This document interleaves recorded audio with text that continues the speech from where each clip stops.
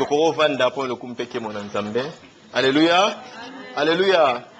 Ya solo na tondi nzambe pour la présence na yo, na tondi nzambe pour un moment où il a péci biso une fois de plus.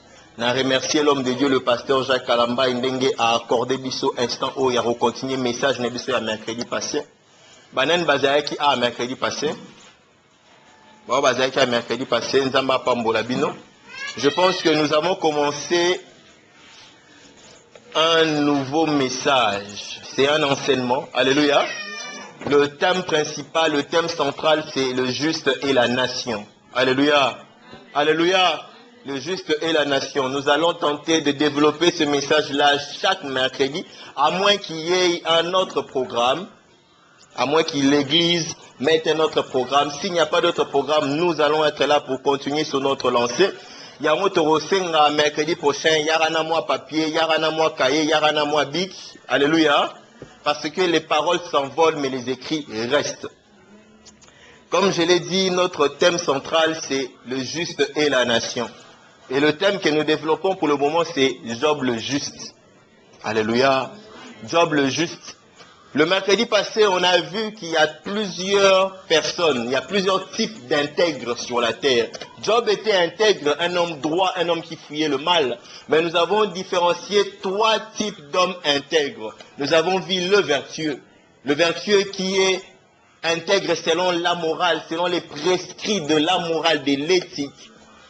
Il n'est pas obligé d'être chrétien, il n'est pas obligé d'avoir une religion quelconque, mais c'est un homme.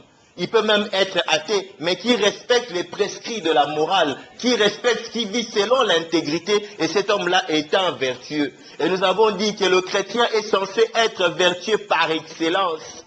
Alléluia. Nous avons aussi vu un autre type d'homme intègre, c'était le pieux. Comme on dit en français, la piété a toujours trait à la religion. Donc quand on voit un pieux, c'est quelqu'un qui fréquente une religion quelconque et qui respecte les prescrits de sa religion.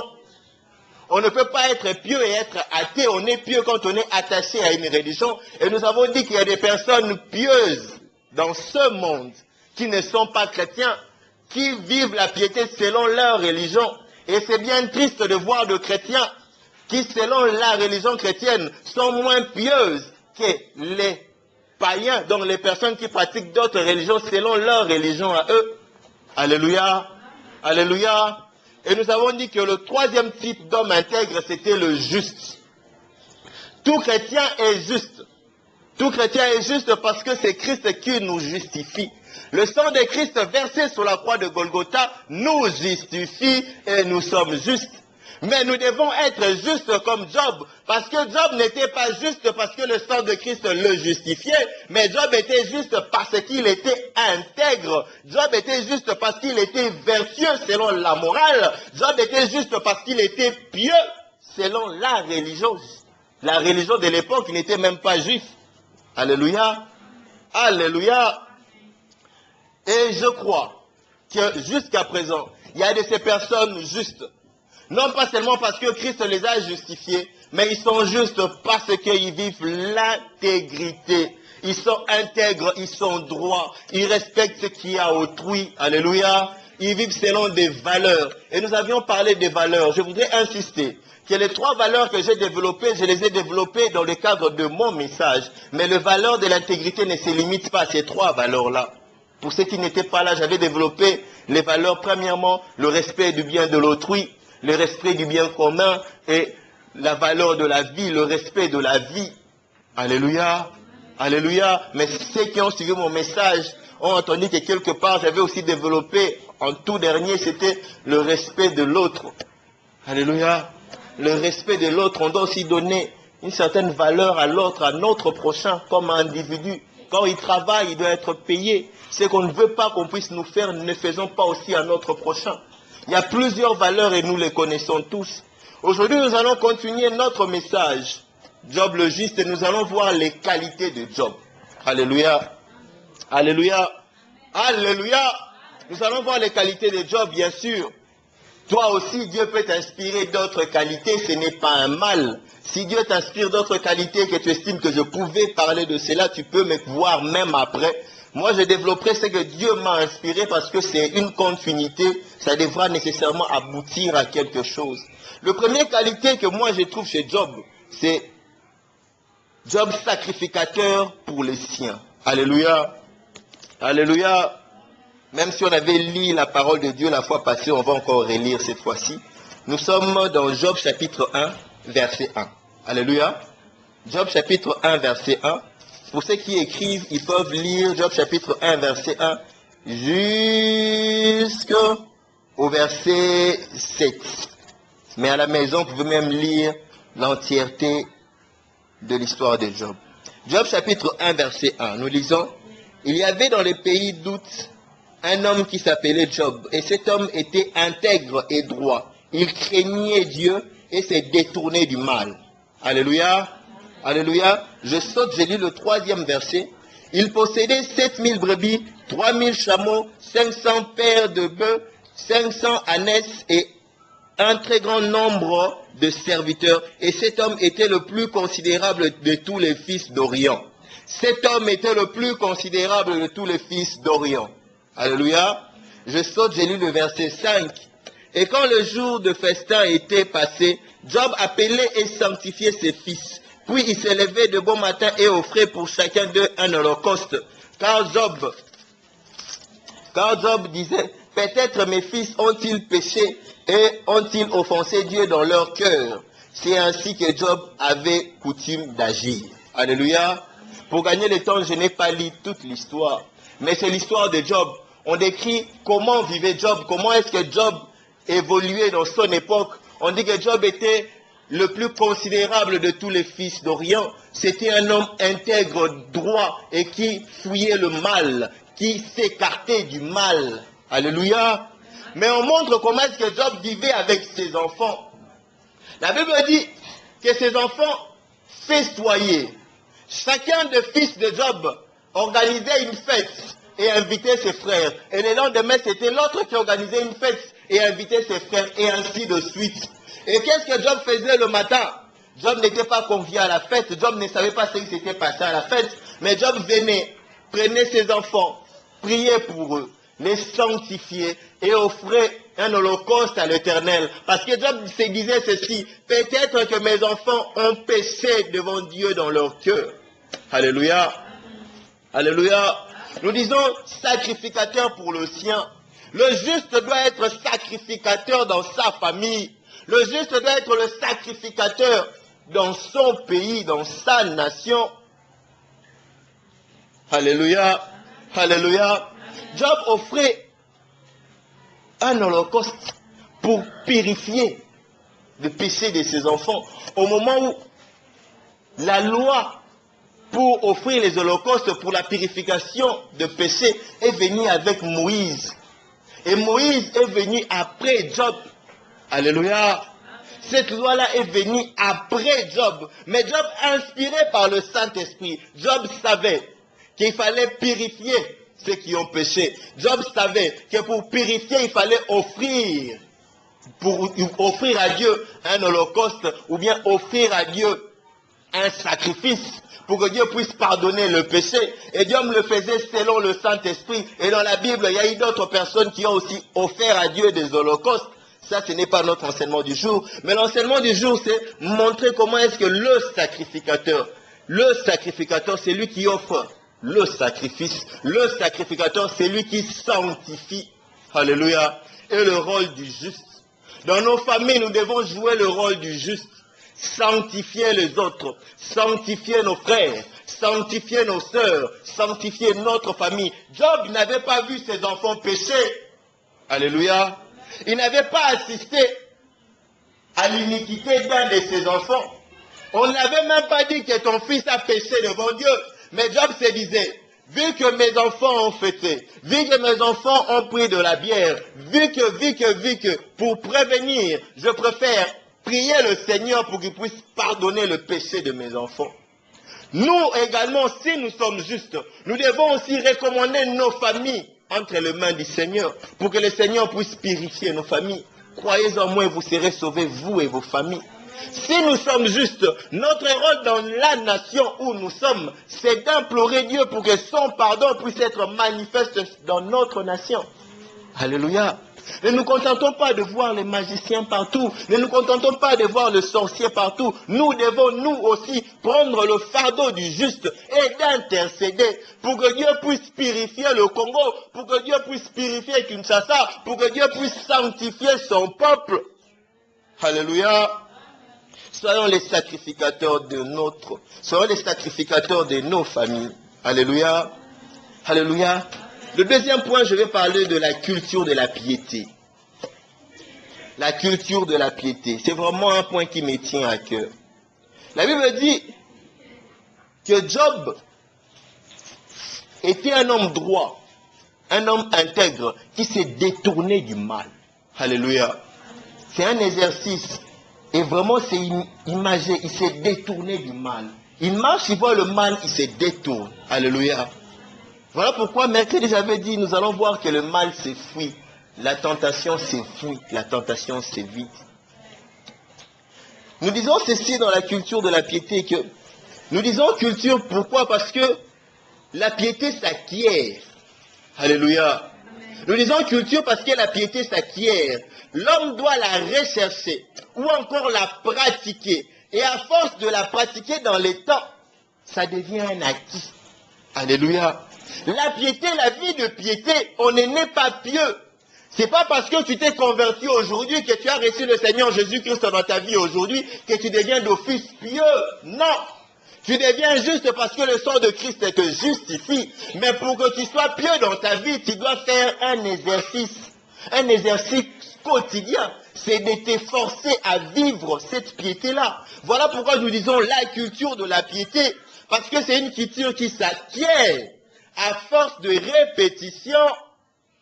Vous savez, Job était tellement pieux que quand il priait pour ses enfants, il s'y posait de péché. Il se disait peut-être que mon enfant a péché. Job ne voyait même plus de péché en lui. Job prévoyait, supposait le péché dans la vie de ses enfants et il intercédait pour ça. Nous devons atteindre ces niveaux-là. Alléluia.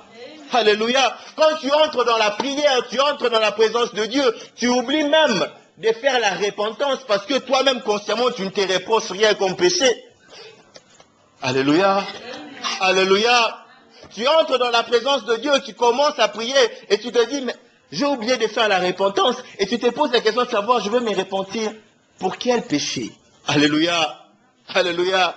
Moi, je crois que nous pouvons y arriver. Bien sûr, c'est une culture. Nous devons cultiver cela. Nous devons cultiver la piété. Mais attention, attention. Quand on dit qu'on est pieux, cela ne dit pas qu'on n'est pas tenté. Un homme pieux reste tenté. Alléluia. Un homme pieux vit dans la tentation. Et nous allons voir par la suite pourquoi est-ce que je dis ça. Mais le pieux fait une chose. Il résiste au péché. Il résiste à la tentation. Et surtout, il ne cautionne pas le péché là où il vit. Parce que le péché a un effet de, comment je peux dire, d'entraînement. Si tu vis avec quelqu'un qui est un pécheur, si tu côtoies quotidiennement quelqu'un qui est un pécheur, d'une façon ou d'une autre, tu t'affaiblis. La foi vient de ce que l'on entend, et ce que l'on entend vient de la parole de Dieu. Si ce que tu entends ne vient pas de la parole de Dieu, ah mon frère, tu affaiblis ta foi. Alléluia. Alléluia. Si tu vis avec des mondains qui ont de langage mondain, si tu vis avec des mondains qui ont des pratiques mondaines, tôt ou tard, tu seras toi aussi tourné vers ces pratiques-là. Donc, le péché se résiste. Le péché aussi, il ne faut pas cautionner le péché. Dans 1 Timothée, chapitre 3, verset 15, on dit l'église est l'appui et la colonne de la vérité. Alléluia. L'église est l'appui et la colonne de la vérité. Donc, dans l'église, on ne peut pas cacher le péché. Dans l'église, on ne peut pas cautionner ni tolérer le péché. Le péché doit être condamné. Mais attention, quand nous disons que le péché doit être condamné, nous ne devons pas tomber dans le piège du scandale. Nous pouvons et nous devons condamner le péché. Lorsque nous cherchons à être intègres, ne soyons pas des pharisiens, alléluia, qui faisaient semblant de condamner le péché et qui criaient des scandales pour justement justifier qu'eux étaient saints.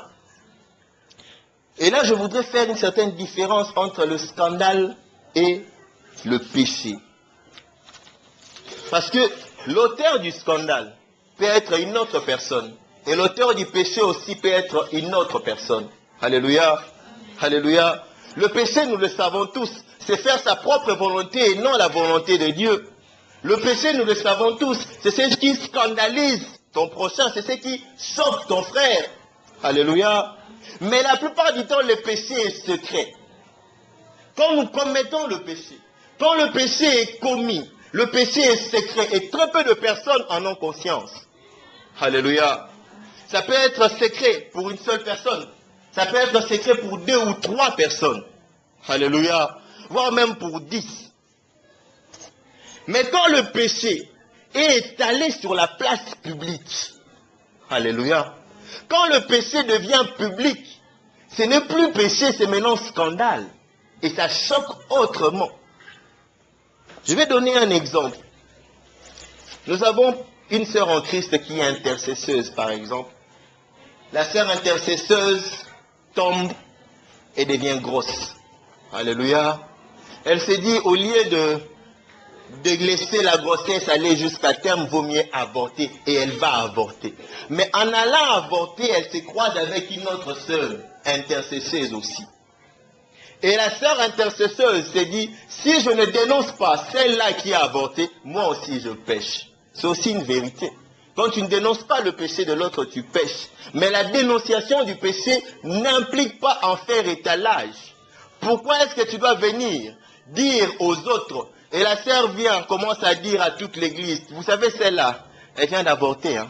L'autre sœur, elle a avorté. L'autre sœur, elle vit dans la vie de péché. Alléluia, alléluia, alléluia. Ça, ce n'est pas la dénonciation, mais c'est juste faire étalage et ça n'édifie personne. Quand on dénonce le péché, pour ne pas scandaliser les autres, il faut venir auprès des responsables de l'église. Alléluia. Il faut se tourner auprès des leaders, auprès des encadreurs, et qui ont la responsabilité d'éduquer, la responsabilité de redresser, pour que cela puisse voir comment gérer la chose. Alléluia. Alléluia.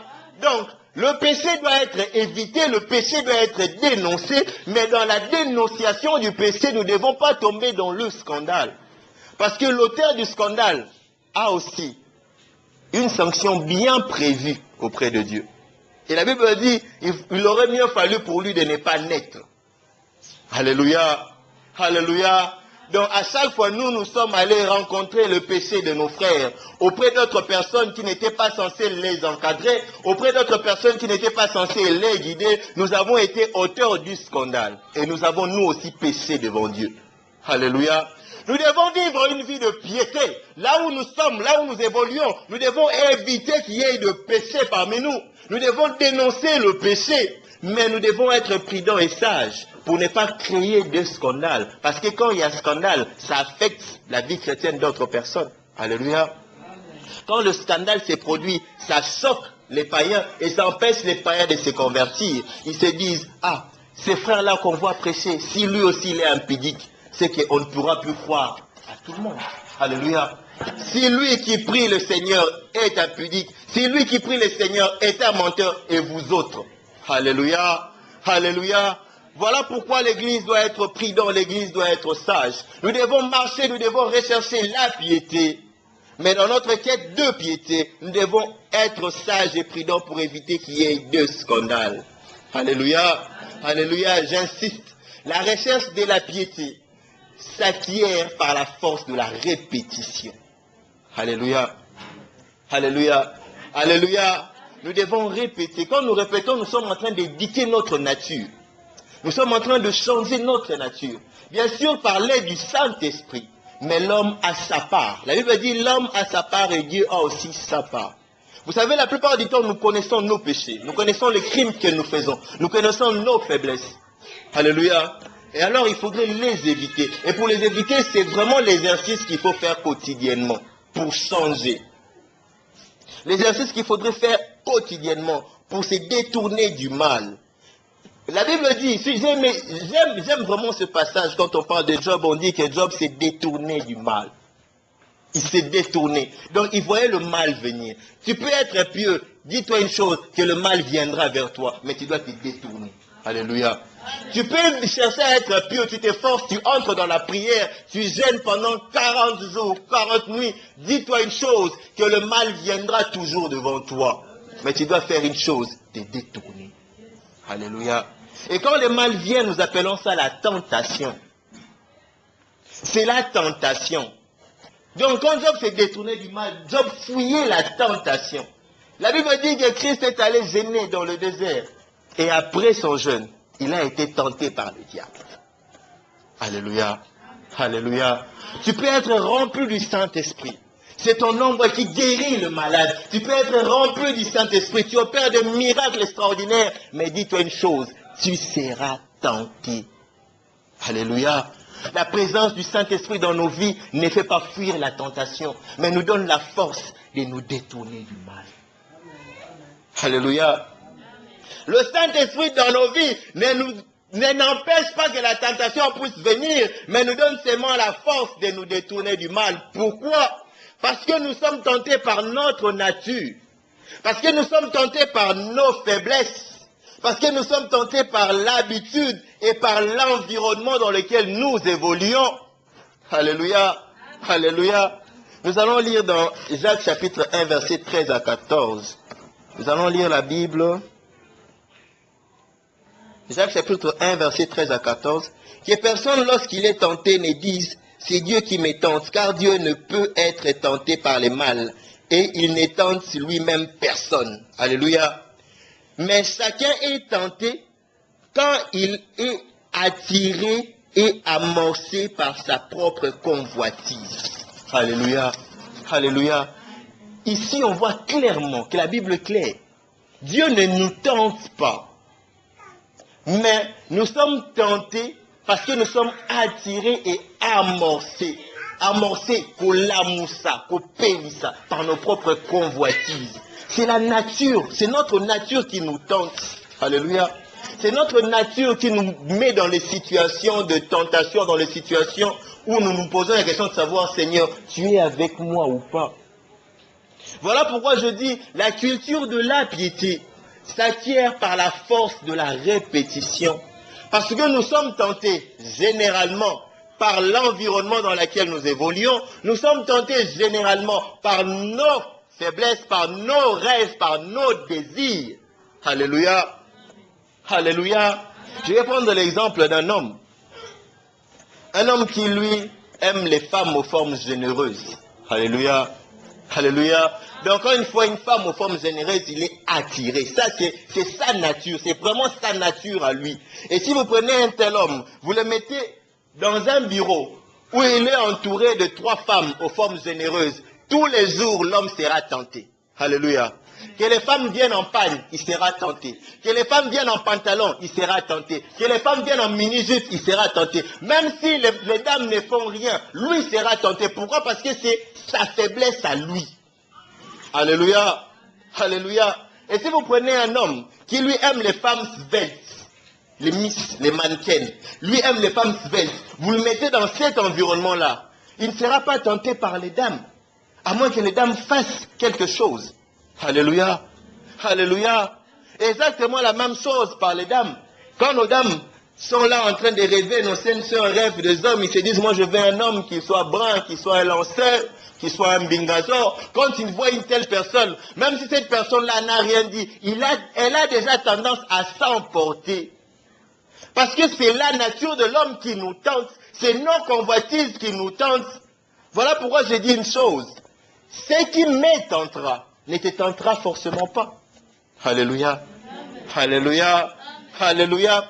Ce qui me tentera moi ne te tentera pas parce que nous n'avons pas tous les mêmes faiblesses.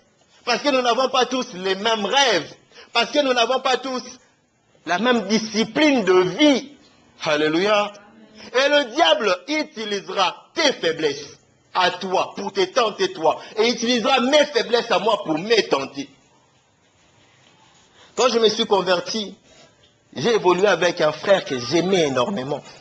C'était un frère qui était onctionné, c'était un frère très puissant. Mais malheureusement, le frère avait un sérieux problème. Alléluia. Alléluia. Il n'avait pas de contenance. Quand une jeune sœur s'approchait de lui et que la jeune sœur discutait seulement un tout petit peu avec lui, l'ami s'emportait. Alléluia. Alléluia. Et si la sœur était mal intentionnée, l'ami était perdu. Et moi, je ne comprenais pas. Je ne le comprenais pas. Je lui disais, mais pourquoi est-ce que tu peux être aussi faible? Mais cette sœur-là discute avec tout le monde. Pourquoi est-ce que toi, tu t'emportes? Alléluia. C'est par la suite qu'on avait compris que quand il s'est converti, le diable connaissait les critères des filles que lui aimait. Alléluia. Alors le diable ne lui envoyait que ces critères-là. Vous voyez les femmes des rêves, les hommes des rêves. Alléluia. Quand le diable veut te tenter, il va t'envoyer juste ces types-là que toi tu cesses. Alléluia. C'est cette qualité-là que toi tu visionnes de la femme des rêves. Il va juste t'envoyer cette femme-là pour t'écrouler. Alléluia. Alléluia. Nous devons cultiver notre nature, changer notre nature. Pourquoi? Parce que celui qui priorise la réussite financière aura comme tentation, comme faiblesse, l'argent. Alléluia. Ça, c'est pour ceux qui écrivent. Celui qui cultive la réussite financière aura comme faiblesse l'argent. Celui qui priorise la célébrité aura comme faiblesse les jalelo. Alléluia. Ceux qui connaissent le jalelo, qui connaît le jalelo ici, l'expression jalelo? Le jalelo, c'est une des formations chinoises pour dire, vous voyez le chant de Mobutu qu'on chantait, Yalelo, yeah. C'est Mokondi. Alléluia. Alors quand quelqu'un vient auprès d'un autre pour le flatter, nous disons jalelo. Alléluia. Donc celui qui vise la célébrité aura toujours pour faiblesse les flatteries. En lingala, les jalelo. Celui qui priorise les plaisirs sera toujours faible devant la volupté, devant la concupiscence, devant la chair. Alléluia. Vous pouvez continuer de la sorte. Et vous voyez que toutes nos tentations dépendent d'abord de nos faiblesses, de nos limites. Le diable n'ira pas loin. Le diable te visera par rapport à ce que toi tu aspires, par rapport à ce que toi tu recherches. Alléluia. Alléluia. Alléluia. Voilà pourquoi le premier étape pour résister aux tentations, il faudrait se connaître soi-même. Un sage a dit, connais-toi toi-même. Si tu connais tes faiblesses, tu connais tes limites, tu sauras que si je continue sur ce chemin-ci, je vais m'achomper quelque part. Alléluia. Alléluia. Alléluia. J'ai connu un frère. On discutait avec le frère et il y avait une sœur qui est venue à l'église. La sœur demandait à ce qu'on puisse la suivre dans les prières. On voit le frère qui était dispo, on lui dit, mon frère, est-ce que tu ne peux pas encadrer cette sœur dans les prières? Le frère refuse, il dit, non, je ne pourrai pas. Nous, on savait qu'il était libre, mais lui dit, non, moi, je ne pourrai pas. On le voit en privé pour lui dire, mais qu'est-ce qui se passe? Il nous a dit, frère Joël, vous voyez cette sœur-là, c'est vraiment mes critères. Alléluia. Donc, si je dois m'attacher à elle, d'une façon ou d'une autre, je vais tomber. Même si elle ne fait pas d'effort, moi je vais tomber parce que je sais qu'elle, c'est vraiment les critères de mes faiblesses. Alléluia. Alléluia. Alléluia. Quand tu te connais déjà toi-même, tu sais tes limites. Quand tu te connais toi-même, tu connais aussi tes forces. Tu sauras comment faire pour pouvoir t'en sortir. Alléluia. Alléluia. Tu sauras comment faire pour pouvoir résister, pour pouvoir fuir la tentation, parce que le Saint-Esprit nous aide, mais nous devons nous aussi nous discipliner. Alléluia. Le troisième point, je préfère sauter le troisième point, faute de temps, je vais parler directement au quatrième point, mais vous écrivez troisième point. Le troisième point que nous allons voir dans les qualités, le troisième point que nous allons voir dans les qualités de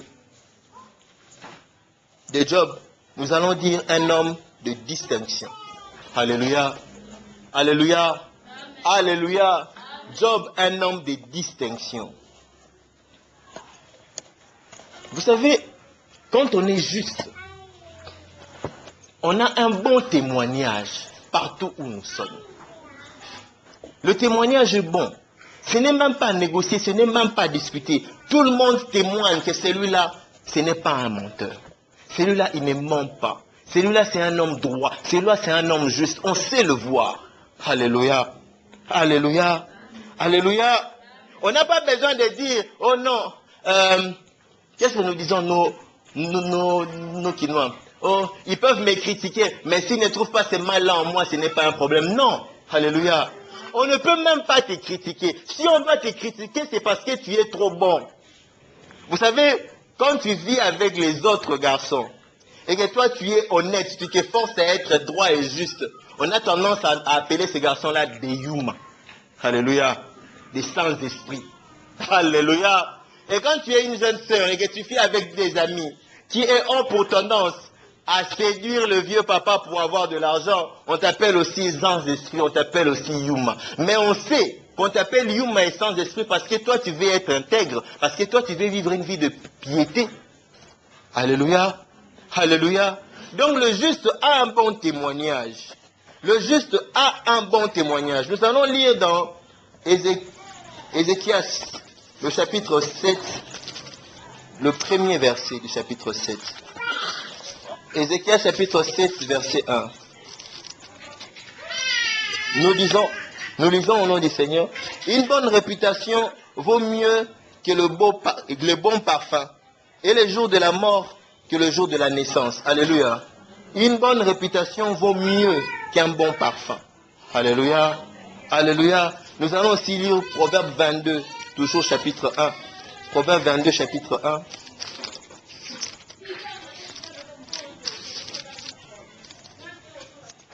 Proverbe 22, chapitre 1. La réputation est préférable à des grandes richesses. Et la grâce vaut mieux que l'argent et l'or. Alléluia. Nous nous arrêterons juste pour le point de la réputation. La réputation est préférable à des grandes richesses. Vaut mieux être bien réputé qu'être riche. Alléluia. Alléluia. Vaut mieux avoir un bon témoignage auprès des autres qu'être glorifié, être adulé ou bien être apprécié des autres. Moi, j'accepterais que les amis me mettent de côté parce que je suis juste, parce que je suis honnête. Ils savent que moi, je ne volerai pas. Ils savent que moi, je ne ferai pas le mal. Que tous les amis puissent m'acclamer parce qu'ils savent que quand ils veulent faire un coup bas, moi, je suis le meneur. Alléluia. Alléluia. Alléluia. Alléluia. Voilà pourquoi je dis, le juste est celui qui fuit le mal pour maintenir sa réputation. Il ne corrompra pas, il ne volera pas, il ne détournera pas pour préserver sa réputation. Il accepte de mourir pauvre, mais être bien réputé. Alléluia. Alléluia. Où est-il celui-là qui acceptera de mourir pauvre, mais être bien réputé? Où sont-ils aujourd'hui? Où sont les justes Congolais? Où sont les hommes intègres du Congo? Ceux qui acceptent d'être pauvres, ceux qui acceptent d'être rejetés par les autres parce qu'ils sont droits, ceux qui acceptent d'être sanctionnés parce qu'ils veulent vivre une vie d'intégrité. Non, tout le monde veut vivre selon le taux du jour, selon les normes. Alléluia. Surtout l'expression que je déteste, Yondoro Bongi Samboka Oyo. Alléluia. Et ça fait mal quand ça sort même de la bouche des enfants de Dieu pour justifier leur vol, pour justifier leur crime. Yondoro Bongi Samboka Oyo. Alléluia. Le juste doit répondre une chose. Alléluia. Nous avons besoin de justes qui vont travailler au milieu de la corruption, mais lui ne sera pas corrompu. Nous avons besoin de justes qui vont vivre au milieu des hommes malhonnêtes, mais lui restera honnête. Nous avons besoin de justes qui vont vivre parmi les Congolais actuels qui aiment la facilité, mais lui va respecter la droiture. Alléluia. Alléluia. Alléluia. Celui qui craint pour sa réputation évitera beaucoup de péchés. Il évitera les scandales. Il résistera aussi à la tentation. Parce qu'il craint pour sa réputation. Tu te dis une chose. Si je fais ça, qu'est-ce que les gens vont penser de moi? Alléluia. Amen. Si je dois voler et que ça s'apprenait, qu'est-ce que les gens vont dire? Si les gens me traitaient de voleur demain et qu'ils me voient encore toucher la Bible, qu'est-ce qu'ils vont dire? Alléluia. Alléluia. C'est lui qui prête attention à sa réputation. évitera beaucoup de péchés, résistera beaucoup de tentations. Il y a une histoire qui circule sur Internet. On parle d'un pasteur qui aménage dans une autre ville des États-Unis. Et il organisait en campagne. Il prend un métro, il a pris le bus, et dans le bus, le conducteur reconnaît le pasteur parce qu'il avait vu les affiches. Le pasteur paye le billet. Le conducteur du bus remet au pasteur son retour. Mais en remettant le retour, il met juste l'excédent de 45. Alléluia. Alléluia. 45, juste 45. Donc c'est rien. Le pasteur, compte son retour, voit qu'il y a un excédent de 45. Alors, il y a maintenant une dualité en lui. Dois-je remettre ou dois-je partir avec? C'est juste 45. Alléluia. À peine 45. Je dois remettre ou partir avec? Si c'est toi, qu'est-ce que tu allais faire? Parce qu'aujourd'hui, les enfants de Dieu se permettent même de prendre ce qu'il y a autrui. Quelqu'un fait tomber son porte-monnaie en cours de route. Tu ramasses le porte-monnaie. Tu prends l'identité, tu jettes. Tu prends les numéros de téléphone, tu jettes. Tu prends l'argent, tu mets dans ta poche, tu pars. Alléluia. Tu te dis, je suis chrétien. Non, c'est du vol. Parce que tu avais l'identité, tu avais son adresse. Alléluia. Alléluia. Tu vas au Western Union. Tu vas retirer 55 $. Ça s'est passé. Moi, j'ai vécu ça. C'était le grand frère du frère Jires. Il est allé à Mbandaka, il avait envoyé de l'argent à l'église pour qu'on puisse toller. À l'époque, on était encore sous le ciel. Et le frère Timothée, à Mbandaka, envoie 55 $. Il me dit, Jojo, 5 $ c'est pour toi. Je sais que tu es étudiant, tu as des besoins. Mais 50 $, s'il te plaît, c'est ma participation à l'église. Je vais à Western Union. Je pense que c'était MoneyGram ou bien Western Union. Et le gars qui était là, au lieu de me remettre les 55 $, il me remet 150 $. Alléluia. Et imaginez, vous avez besoin de 100 $. J'avais besoin de 100 $. Je me demandais même où est-ce que j'allais trouver 100 $. Je vais pour récupérer 50 $ pour l'église, 5 $ pour moi, on me donne 150 $. Donc logiquement, les 100 $ c'était pour moi. Si j'étais un chrétien congolais, un chrétien quinois pur, j'allais dire que Dieu m'a répondu. Alléluia. Je regarde le gars, je m'exclame, hé, mon frère, au Lexi 100 $, il fallait à 5 $. Il me regarde, il prend l'argent avec précipitation, de peur que ses voisins ne voient, il me remet 100 $, 5 $, parce que moi je savais qu'il allait faire un manquant. Alléluia. Mais combien parmi nous, les fils que même dans les taxis, on est parti avec les excédents? Moi, par imprudence, j'ai remis 10 $ à un taximène, au lieu de lui donner 500 francs. Et il prend les 500 francs, il me regarde. Moi, je mets l'argent que j'avais dans ma poche, je vois qu'il me regarde, mais je pars. Arrivé à l'université où j'avais besoin de 10 $, je vois que je n'ai plus les 10 $. Je me remémore toute ma journée, je comprends que c'est ce chauffeur-là qui m'a pris 10 $, et il savait que j'avais fait l'erreur, il est parti avec mes 10 $. Alléluia. L'honnêteté. Même quand tu es affamé, ne prends pas ce qu'il y a autrui. Aujourd'hui, le monde est dans l'église. Et les chrétiens, nous vivons comme les mondains. Nous prenons ce qu'il y a autrui, sans peur, sans crainte, parce que nous sommes chrétiens. Alléluia. Si Dieu te bénit, la personne te le donnera consciemment et non inconsciemment. Le pasteur regarde les 45. Il se pose la question de savoir, qu'est-ce que je fais? C'est juste 45. Mais en descendant, il voit le conducteur et lui dit, vous m'avez remis le retour avec l'excédent de 45. Quand il le remet, le conducteur le regarde et lui dit, je savais. J'ai fait juste un jeu d'attrape. Parce que j'ai vu vos affiches. Alors je voulais savoir si vous êtes réellement un homme de Dieu. Je viendrai le soir. Alléluia. Alléluia. Je viendrai le soir. Quand toi tu es malhonnête, dis-toi une chose, qu'il y a quelqu'un qui t'a fait un jet d'attrape pour voir si tu es honnête. Alléluia. Et c'est le diable. Et le diable va se prévaloir auprès de Dieu pour dire, ah, tu vois ton enfant? Toi qui dis que lui c'est un homme droit, c'est un homme juste, mais juste pour 40 $, juste pour 100 $, juste pour 50 $. Alléluia. Alléluia. Alléluia. Bien-aimé, le juste accepte de mourir pauvre mais il ne volera pas ce qui est à autrui. Le juste accepte de mourir pauvre, de dormir affamé, mais il ne prendra pas ce qui est à autrui. Alléluia. Alléluia. Ça fait du mal aujourd'hui de voir un homme de Dieu, un ministre de Dieu, nommé ministre quelque part, nommé administrateur quelque part, nommé quelque part dans la fonction publique ou bien dans les sociétés, se comporter comme des païens, comme des mondains. Alléluia. Et nous sommes en train de rougir de honte à cause des crimes que nous, ministres de Dieu, nous sommes en train de faire. On vous nomme ministre quelque part et vous prenez votre pasteur, vous l'envoyez en retraite dans un hôtel de luxe. Alléluia. Aux frais du ministère. Alléluia. Alléluia.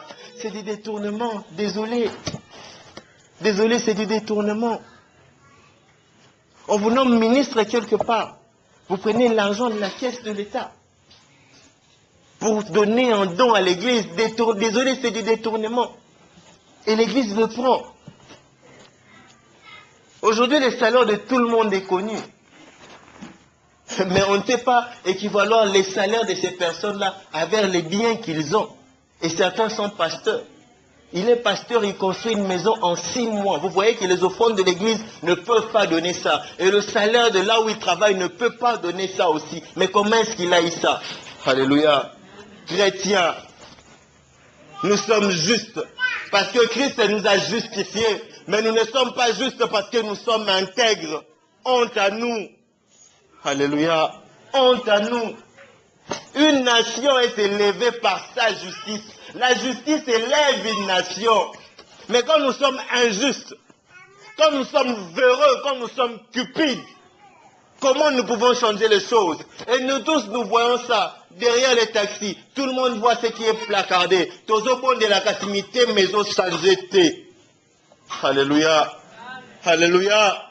À cause de notre injustice, à cause de nos crimes, les gens ont même du mal à venir à l'église, prier avec nous, parce qu'ils se disent, si celui-là va à l'église et qu'il n'a pas changé, est-ce que Dieu agit réellement? Vous savez, quand je discute avec les gens qui sont des païens, ils disent, le plus grand problème de notre pays aujourd'hui, c'est que dans l'église, on a prêché beaucoup plus de pardon. Alléluia. Un ami me dit ça à chaque fois. Le plus grand problème dans notre pays aujourd'hui, c'est que dans l'église, on a beaucoup plus prêché le pardon. Même si tu voles, on te pardonne. Même si tu tues, on te pardonne. Même si tu fais tel crime, Dieu peut te pardonner.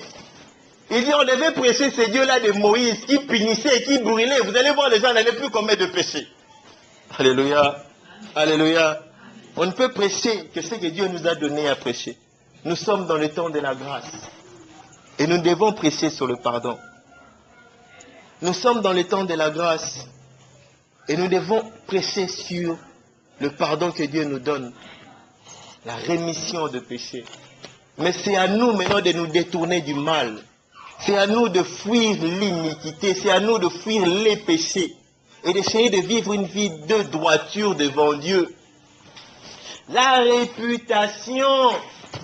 réputation vaut plus que les grandes richesses. Alléluia. Ça, c'est profond. Parce que si tu dois faire des affaires avec quelqu'un que tu connais qui est escroc, mais qui a beaucoup d'argent, et avec quelqu'un que tu connais qui est pauvre, mais qui est honnête, alléluia, l'escroc, tu iras faire des affaires avec lui, mais tu ne voudras pas qu'il puisse gérer. Tu te méfieras. Pendant que le pauvre, comme tu sais qu'il est honnête, tu feras des affaires avec lui, les yeux fermés. La réputation. Quelle réputation nous avons là où nous vivons? Comment est-ce qu'on nous qualifie? Comment est-ce qu'on nous appelle? Comment est-ce que nous sommes jugés et appréciés? Alléluia. Alléluia. Comment est-ce que nous sommes vus et appréciés par les autres?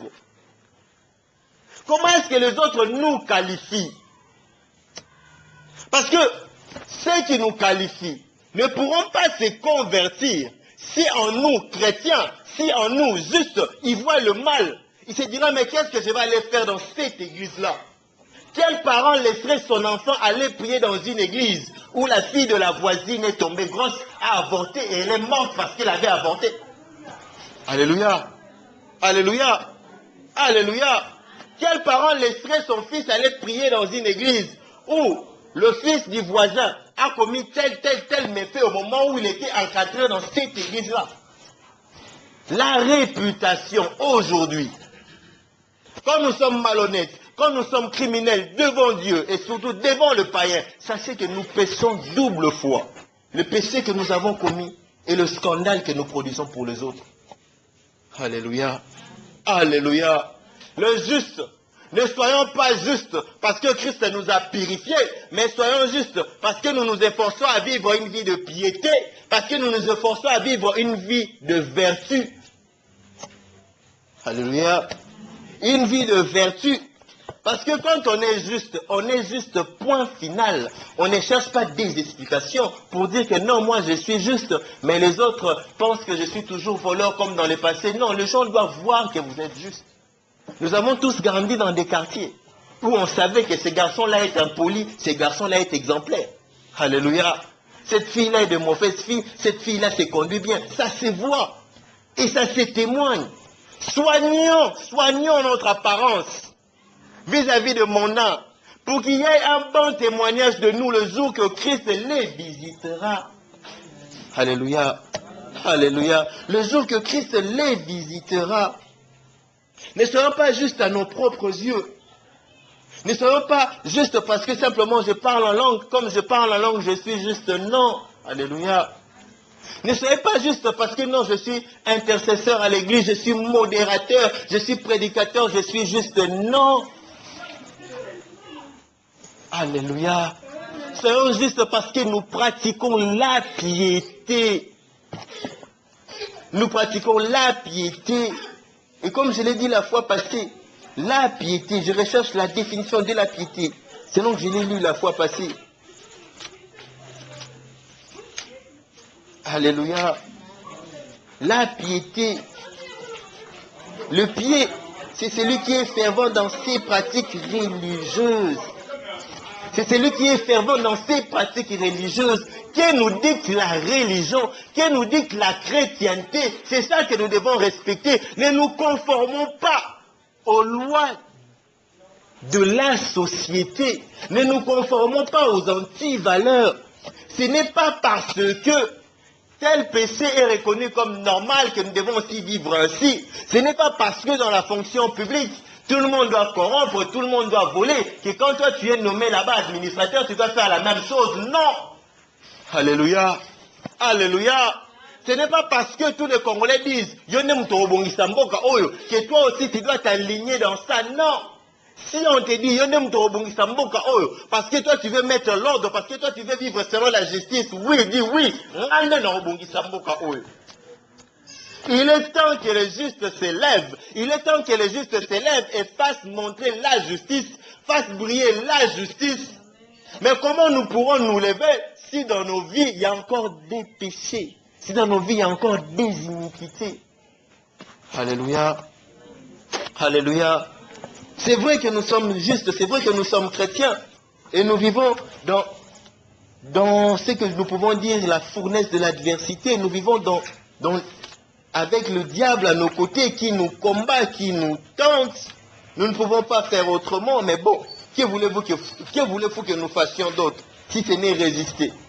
Parce que Christ est mort sur la croix de Golgotha pour que nous puissions être les exemples pour les autres. Alléluia. Vous êtes la lumière du monde. Une ville bâtie en haute montagne. C'est nous qui devons éclairer les autres. Alléluia. Alléluia. Le quatrième point, nous allons commencer, mais nous n'allons pas terminer. Alléluia. Bon, je vais juste annoncer le titre. C'est la fidélité dans l'épreuve. Alléluia. La fidélité dans l'épreuve. D'accord, le modérateur me dit que je peux continuer. Alléluia. La fidélité dans l'épreuve. Le quatrième point. Job est connu aujourd'hui, de par le monde, la fidélité dans l'épreuve. Job est connu aujourd'hui de par le monde. Pourquoi? Parce que simplement, il a résisté à l'épreuve du diable. Alléluia. Alléluia. Le diable l'a tenté. Le diable l'a testé. Et Dieu l'a éprouvé. Alléluia. Et il a résisté. Avant toute chose, il faudrait faire une différenciation, mettre une ligne de démarcation entre la tentation et l'épreuve. Alléluia. Essayez de mettre des bornes entre la tentation et l'épreuve. Parce que Job fut éprouvé et il a résisté. Et Job fut également tenté et il a résisté. Pour ceux qui sont en train d'écrire, je vais insister sur des phrases. La tentation est cyclique. Alléluia. La tentation est cyclique, tandis que l'épreuve est ponctuelle. Alléluia. La tentation est cyclique, tandis que l'épreuve est ponctuelle. Pourquoi je dis la tentation est cyclique? Quand on voit ce qui est cyclique, c'est ce qui est un cycle, en boucle, ce qui revient chaque fois. Alléluia.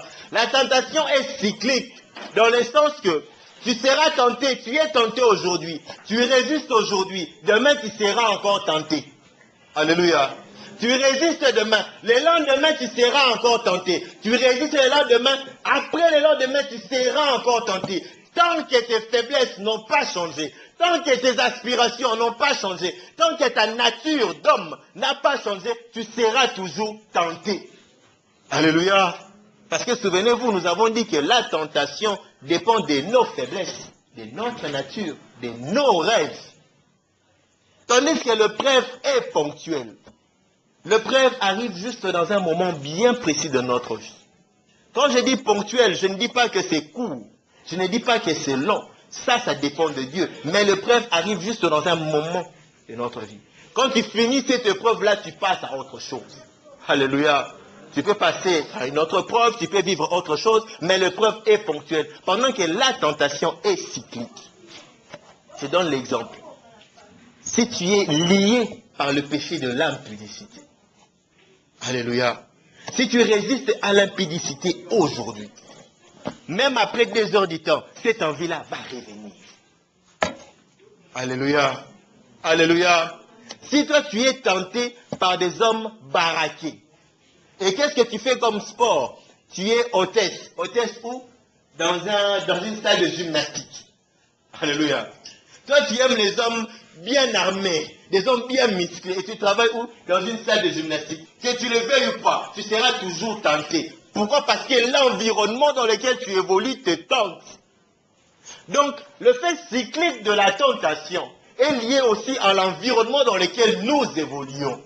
Est lié à la perception de la façon dont nous percevons également les choses.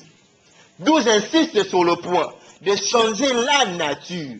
On ne peut pas toujours changer notre environnement, mais on peut changer notre nature à nous. Alléluia. Alléluia. Deuxième phrase sur laquelle j'insiste. La tentation est liée aux faiblesses de la nature de l'homme.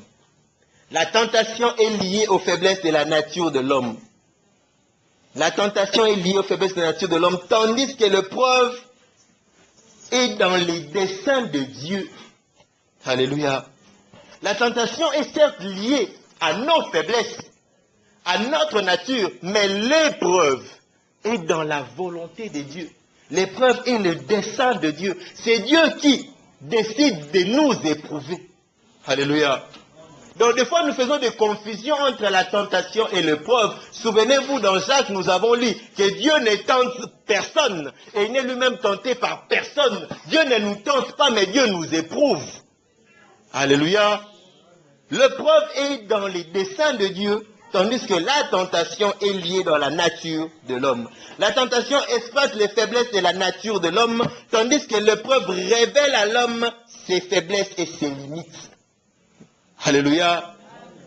Je vais répéter pour ceux qui écrivent. La tentation exploite les faiblesses de la nature de l'homme, tandis que l'épreuve révèle à l'homme ses faiblesses et ses limites.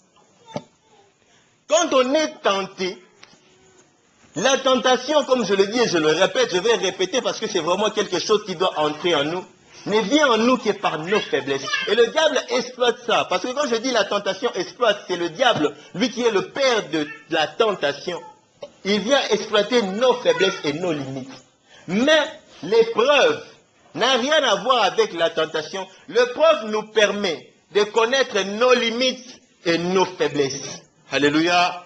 Alléluia. Parce que quand tu entres dans l'épreuve, quand tu es en train de vivre l'épreuve, tu te remets toi-même en cause. Et tu vois maintenant ta situation, tu vois ton état, et tes limites aussi apparaissent, tes faiblesses aussi apparaissent. Et c'est dans ces points-ci que le diable aussi profite. L'homme est tenté par ses faiblesses. Mais l'épreuve révèle nos faiblesses. Quand maintenant tes faiblesses apparaissent, la tentation vient. Jésus-Christ dans le désert, logique, il était affamé. Et qu'est-ce que le diable vient d'abord avec comme tentation en premier? La nourriture. Alléluia. Christ était venu pour sauver le monde, pour vivre dans la gloire. Qu'est-ce que le diable vient pour le tenter, lui dit, tu vois ce monde ici m'appartient, je veux te le donner. Parce que Christ, le monde devait lui appartenir. Alléluia.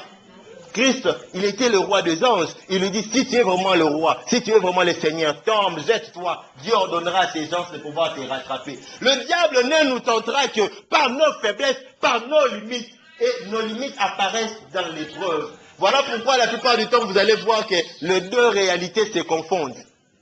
Nous avons l'impression que l'épreuve, des fois, c'est la tentation c'est l'épreuve. Alléluia. La tentation n'a rien à voir avec l'épreuve. La tentation, c'est toi qui te tentes toi-même par tes propres désirs, par tes propres aspirations charnelles. Change ta nature et tu verras que la tentation dans ta vie diminuera. Je ne dis pas que ça va disparaître, mais diminuera. Alléluia. Alléluia. Une autre phrase pour ceux qui sont en train d'écrire. La tentation a pour finalité les péchés. Le but premier de la tentation, c'est le péché. La tentation a pour finalité le péché. Quand la tentation se manifeste dans ta vie, ça vise une seule chose, que tu tombes dans le péché, que tu pêches. Alléluia. Et quand tu pêches, tu t'égares. C'est ça le but premier de la tentation. La tentation ne recherche rien d'autre que le péché. Tandis que l'épreuve a pour finalité modeler la nature de l'homme. La tentation vise à ce que tu tombes dans le péché, mais l'épreuve vise une chose, te former, te modeler, te donner une forme convenable. Alléluia. Te donner une forme convenable, appréciable par Dieu. Une forme que Dieu veut que tu puisses avoir. Voilà pourquoi des fois nous disons que Dieu est le potier. Alléluia. Qu'il est le grand potier, qu'il nous taille, qu'il nous donne la forme qu'il veut. Et c'est par l'épreuve que Dieu nous donne la forme. C'est par l'épreuve que Dieu nous taille. Pendant que la tentation ne vient dans ta vie que pour que tu puisses pécher. Donc, des fois, nous devons mettre les choses dans leur contexte. À chaque fois que tu es tenté pour insulter ton frère, à chaque fois que tu es tenté pour voler, à chaque fois que tu es tenté pour tomber dans l'impudicité, quelle est la finalité? Alléluia. C'est le péché. Tu ne peux pas dire l'épreuve. Alléluia. Tu ne peux pas dire que c'est Dieu qui t'éprouve. Parce que l'épreuve du Seigneur a pour finalité nous donner une forme convenable. Nous tailler. Alléluia. Alléluia. Alléluia. Nous donner une stature agréable à Dieu. Je pense que je vais m'arrêter là pour aujourd'hui. L'heure qu'on m'avait donnée est déjà là arrivée. Le mercredi prochain, nous allons continuer encore, toujours sur faire la démarcation entre la tentation et l'épreuve, avant bien sûr de parler de la résistance aux épreuves. Alléluia. Alléluia. Alléluia. J'insiste sur le point de la réputation.